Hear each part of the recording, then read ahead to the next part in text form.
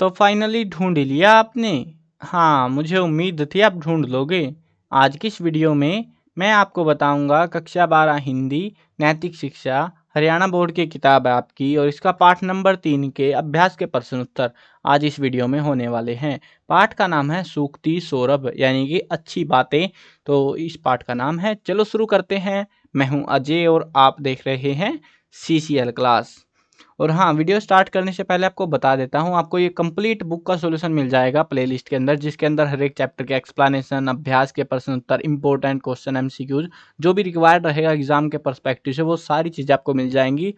और सब कुछ जो है आपको लिखा हुआ भी मिल जाएगा। लिखा हुआ जो आप चेकआउट कर सकते हो गूगल पे, या फिर जो है डिस्क्रिप्शन में लिंक दे दूंगा वेबसाइट का, cclchapter.com, गूगल पे सर्च करोगे मिल जाएगी।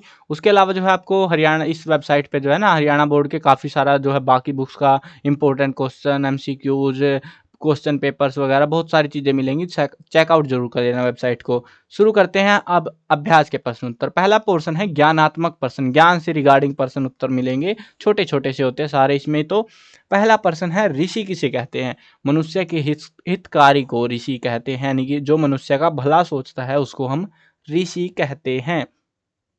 अगला प्रश्न है, धैर्यशाली किसे कहा गया? यानी कि किसके पास धैर्य होता है, उसको किसको माना जाता है? तो मुसीबतें टूट पड़े, हाल बेहाल हो जाए, तो भी जो लोग अपने निश्चय से नहीं डिगते और धीरज रखकर चलते हैं, वे ही सच्चे धैर्यशाली होते हैं, धैर्यशाली हैं। तो ये मतलब एज इट इज जो है बात है कुरान के अंदर से, तो सेम टू सेम यहाँ पे रख रखी है बिल्कुल।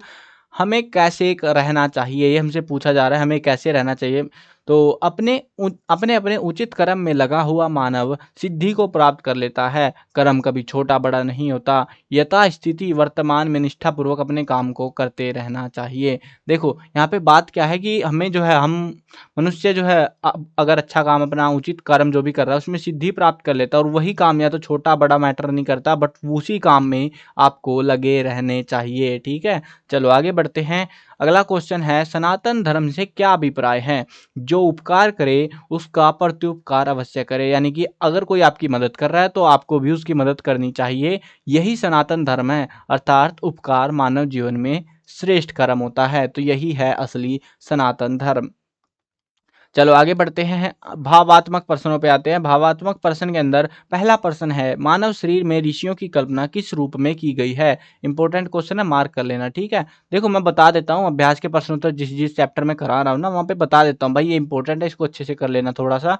तो इंपॉर्टेंट क्वेश्चन है ये। अब पहले वाला जो पोर्शन था उसमें ज़्यादा मेरे को लगा नहीं कि इंपॉर्टेंट होगा कोई, मतलब बहुत रेयर चांसेस है कि कभी मन ही नहीं लग रहा भाई उनका देने का कोई क्वेश्चन अच्छा सा, तो उनको पूछ लेंगे, but chances are very very very less उनके क्वेश्चंस के। ठीक है, जिनके चांसेस बहुत हाई होते हैं वो बता देता हूँ मैं अभ्यास में से। ठीक है, चलो, मानव शरीर में ऋषियों की कल्पना किस रूप में की गई है? मानव शरीर में 7 ऋषि विद्यमान होते हैं, अर्थात शरीर एक यज्ञशाला है और यह ऋषियों का आश्रम है। हम हमारी आंखों से अच्छा सुने, कानों से अच्छा, सॉरी, आंखों से अच्छा देखे, कानों से अच्छा सुने, नासिका से ओम का जप करे, मुख से अभद्र वचन ना बोले, मन में शिव संकल्प करे, बुद्धि से दृढ़ निश्चय करे, इसी प्रकार हम इसे ऋषियों का आश्रम बनाए। तो ऐसी कल्पना हमारे शरीर के अंदर की गई है, मतलब ये कल्पना ही है भाई, और क्या है। चलो आगे बढ़ते हैं। जननी व जन्म भूमि को स्वर्ग से बढ़कर क्यों माना गया है?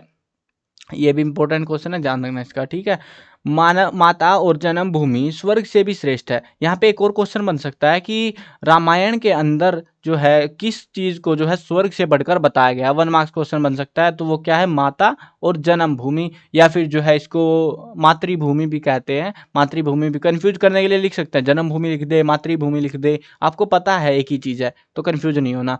माता और जन्म भूमि स्वर्ग से भी श्रेष्ठ है, अर्थात माता असह्य कष्टों को सहन कर मानव जीवन का सृजन करती है, और उसी प्रकार मातृभूमि या फिर जन्म भूमि एक ही चीज है। तो मातृभूमि या यहाँ पे जन्म भूमि लिखना चाहो वो लिख लेना। उसी प्रकार जन्म भूमि तरह तरह के श्रेष्ठ भोग्य पदार्थ देकर मानव जीवन को सार्थकता प्रदान करती है। इसीलिए श्री रामचंद्र जी रामायण में माता और मातृभूमि को स्वर्ग से महान बताते हैं। यहाँ पे लॉजिक क्या था, पूछा क्या गया था, ध्यान रखना, स्वर्ग से बढ़कर क्यों माना गया, क्यों बताते हैं? क्योंकि माता जो है बहुत सारे कष्टों के बाद जीवन देती है, और वैसे ही जो है धरती माता जो है हमको जीवन देती है भोजन प्रदान करके। तो दोनों हमको जीवन दे रही हैं, इसीलिए इनको स्वर्ग से महान बताया गया है। अगला प्रश्न देखते हैं, विवेक से हीन व्यक्ति का पतन किस प्रकार से होता है, यानी कि जिसके पास विवेक नहीं है उस व्यक्ति का पतन कैसे होता है वो बताना है।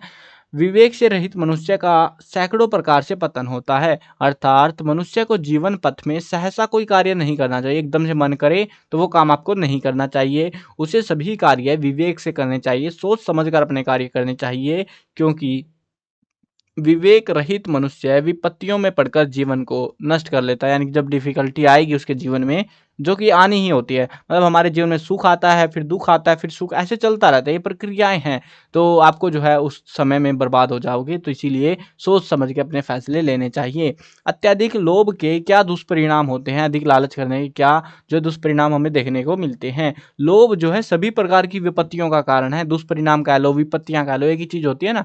तो अर्थात जो है लोभ से मानव नीच कर्म में परिवर्त हो जाता है। पहला दुष्परिणाम तो यही है, बुरा इंसान बच जाता है। लोभ सभी पाप कर्मों की जड़ होता है। लोभ के कारण मानव तरह तरह के अनर्थ कर लेता है, इसीलिए बुद्धिमान व्यक्ति को लोभ त्याग देना चाहिए। ये थे दुष्परिणाम, तो वैसे यहीं तक है, बट हाँ यहाँ पे एक सजेशन है, एड ऑन कर दिया इन्होंने कि अतः बुद्धिमान व्यक्ति को लोभ त्याग देना चाहिए। तो ये दुष्परिणाम होते, क्या क्या दुष्परिणाम पूछ रहे हैं ना, तो अगर आप चाहो तो पॉइंटों में भी बना के लिख सकते हो। पहला पॉइंट भैया, लोभ से मानव नीच कर्म में परिवर्त हो जाता है। दूसरा पॉइंट, लोभ सभी पाप कर्मों की जड़ है। तीसरा पॉइंट, लोभ के कारण मानव तरह तरह के अनर्थ कर लेता है। तो या तो ऐसे लिख लो या ऐसे पहरा सा बना के लिख लो। अब अगर मान लो उनको 3 नंबर में दे दिया ना, तो आपको पॉइंट देखो, मैं सिंपल बताता हूँ तरीका आपको। आपको दिख रहा है सिर्फ 2 लाइनें हैं, प्रश्न 3 नंबर का है, तो कैसे अटेम्प्ट करोगे? पॉइंट बना दो, अगर बना सकते हो, पॉसिबिलिटी होती है उनमें के अंदर, जिस क्वेश्चन के अंदर पॉसिबिलिटी है, आपको पता है कि यहाँ पे पॉइंट बन सकते हैं, तो वहाँ पे ऐड ऑन कर दो भाई। मतलब चाहे जबरदस्ती करने पड़ेगी यहाँ पे, मतलब ऐसा नहीं है कि मतलब जरूरत ही नहीं थी बिल्कुल भी, वहाँ पे आपने वही कुछ भी बना के रख दिया।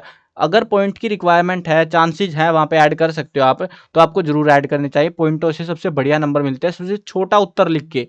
तो बहुत सारों को यही लगता है भाई बड़े बड़े उत्तर लिखने पड़ते हैं नंबरों के लिए, ऐसा नहीं है, उत्तर सही होना चाहिए आपका। ठीक है, चलो ये थे आपके अभ्यास के प्रश्न उत्तर। इनमें से मैंने 2 प्रश्न उत्तर शायद आपको बताए हैं, पहले वाला और दूसरे वाला, ठीक है, ये वाले, तो इनको जरूर से याद कर लेना। वैसे जो है ना नीचे वाला जो पोर्शन है वो ज़्यादा इंपॉर्टेंट लगा मेरे को, भावात्मक प्रश्न वाला नीचे वाला, ये वाला, और प्रश्न नहीं मतलब इतना नीचे का जो पोर्शन है, कहीं 4 क्वेश्चन है ना, तो ये ज़्यादा इंपॉर्टेंट लगे ऊपर वालों से, तो ध्यान रखना इसमें, नीचे वाले से जरूर पढ़ लेना, ठीक है। बाकी मेरे पर्सपेक्टिव में ये 2 ज़्यादा इंपॉर्टेंट है। चलो आई होप आपको वीडियो समझ आ गई होगी, क्वेश्चन समझ आ गए होंगे। चलो वीडियो खत्म करते हैं। मैं कवर करने वाला हूँ क्लास 1 से लेकर 12 तक सभी सब्जेक्ट की video, Hindi medium English medium दोनों में होने वाली है। तो सब्सक्राइब कर लो, साथ में घंटी दबाओ, ताकि कोई भी अपडेट आए आपको बिल्कुल टाइम से मिल जाए। मेरे को पता है यार तुम सब्सक्राइब नहीं करते, बस वीडियो वीडियो देख रहे हो आके, यहाँ पे कर दिया करो यार सब्सक्राइब भी, मुझे भी खुशी हो जाएगी यार थोड़ी सी। जिसने कर रखा है उनका धन्यवाद भाई, बिल्कुल से। चलो मिलते हैं नई वीडियो में, बाय बाय।